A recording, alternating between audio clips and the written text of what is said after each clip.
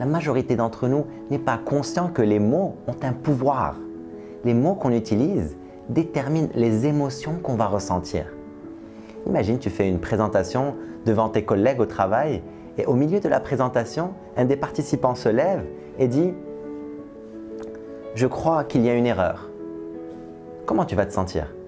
Imagine maintenant, il se lève et il dit « Tu te trompes », voire « Tu mens ». Est-ce que ça va changer comment tu te sens? Pour la majorité des personnes, oui. Il suffit de changer un mot pour changer le sens de la phrase et changer l'émotion que ça va réveiller en toi. Imagine que tu as invité tes amis à la maison et que tu as cuisiné pour eux. Et pendant le repas, ils te disent « C'est mangeable, c'est bon, c'est trop bon, c'est délicieux ».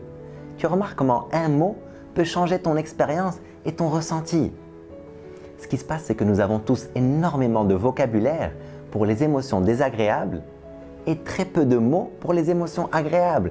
Et on s'étonne que notre vie est difficile. Ce qui se passe aussi, c'est que nous avons des mots et un vocabulaire que nous utilisons de manière habituelle. C'est ce qu'on appelle un patron de langage. C'est des mots qu'on a entendu dire à nos parents ou à la télé ou qu'on a appris à l'école ou avec les amis. Et on ne se rend pas compte que ces mots ont un impact sur comment on se sent.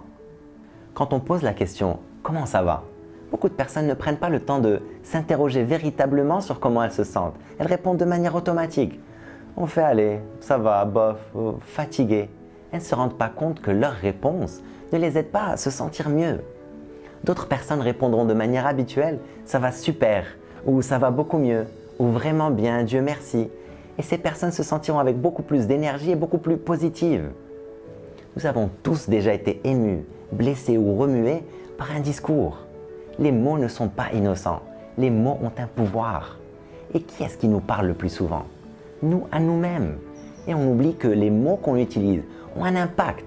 Tu te dis « Je dois faire du sport », alors que le mot « je dois » ne te motive pas du tout. Et tu t'étonnes que tu n'y arrives pas.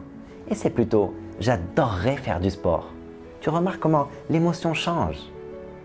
Voilà le véritable problème. Il arrive parfois de rencontrer des situations gênantes dans la vie. Si tu as l'habitude d'utiliser des mots comme dramatique ou terrible, tu vas te dire c'est dramatique ou c'est terrible et ton corps va recréer les émotions qui vont avec. Et du coup, tu vas te retrouver à te sentir très mal alors qu'initialement, la situation était simplement gênante. C'est pour ça que certaines personnes sont très souvent tristes, fatiguées ou stressées. Elles utilisent de manière habituelle un vocabulaire qui ne les aide pas.